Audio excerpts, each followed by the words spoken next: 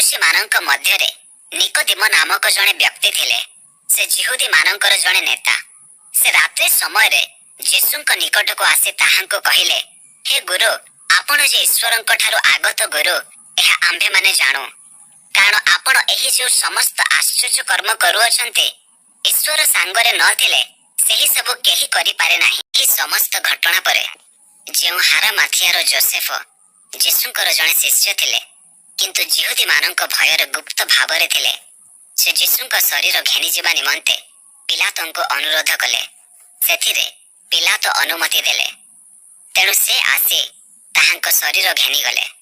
जेउ Nikodim प्रथमे रात्रि Carla ताहांक निकट को आसीथिले, से मध्य प्राय 50 सेर गंधरस मिश्रित अगुरु घेनी आसिले।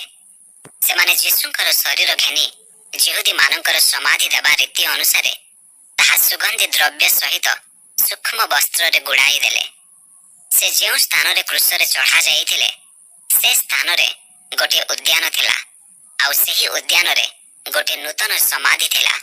सेथिरे केही केबे रखा जाई नथिला। अतएव जिहुदी मानकर आयोजन दिन हेतु सेही स्थान रे सेमाने यीशुंको रखिथिले, कारण सेही समाधि निकट रे थिला।